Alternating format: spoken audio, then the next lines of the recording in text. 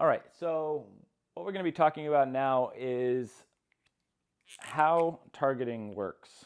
And there's a couple of versions, right? So there is contextual targeting, and there is addressable. So contextual targeting has everything to do with where the user is watching or what they're watching, what the show is, what the genre is, things like that. These are contexts. Contextual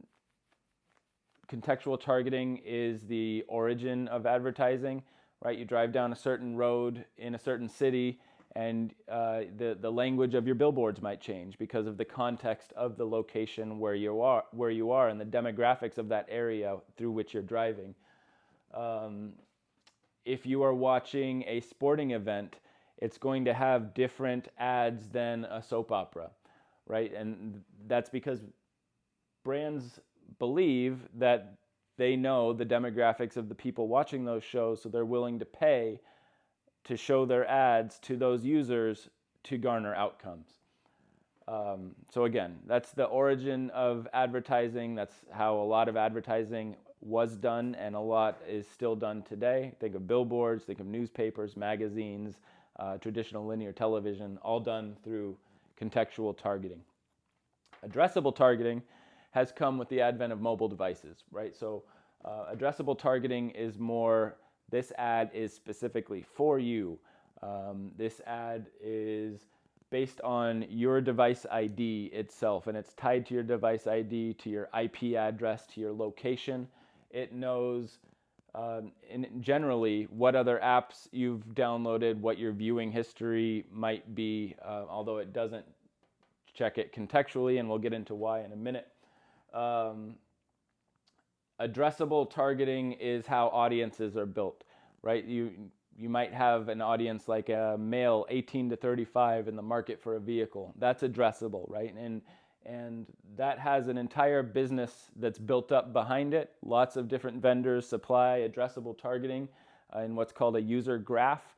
And it's basically just a user table. There's a bunch of device IDs and IPs that sit on a table somewhere, and it's all carved into different groups and demographics of people and users. So that's contextual versus addressable. So the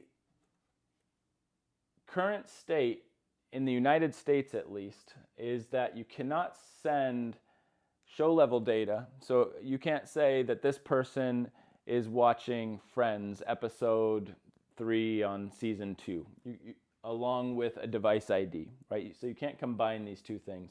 And that's because of VPPA, the Video Privacy Protection Act, which came into law in 1988.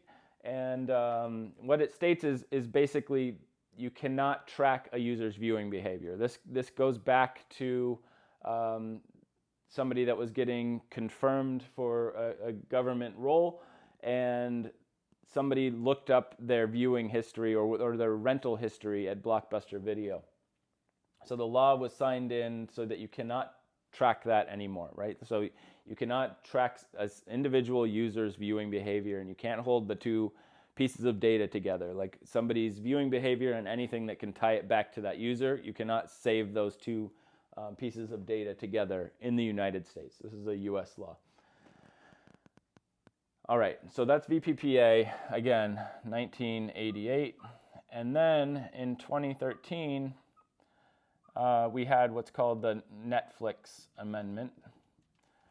So the Netflix Amendment was put in place so that Netflix could send viewing behavior and generate viewing suggestions to users if they've made clear guidance or they've put paper, or could be digital paper, in front of the user to say that this is how they're going to use their data, this is how they're going to use the show level data, but putting it in front of them, having them acknowledge it, almost like a privacy policy, but a lot more explicit for what is going to be done and what it's going to be used for, not obfuscated through, a bunch of text that nobody reads. So that's the Netflix Amendment. So technically, if a broadcaster or a streaming publisher were to, and this is, again, I'm not a lawyer, but this is according to my reading, but if they were to enable something like a privacy policy directly on their page, they would then be okay for VPPA, right? They're not going to be violating VPPA in that manner, because the user or their customer is going to be fully acknowledging that their show level data is going to be used for whatever purpose, for advertising purposes, for retargeting purposes, for whatever it is that they wanted to be using it for. They just have to declare it and get the okay from the user.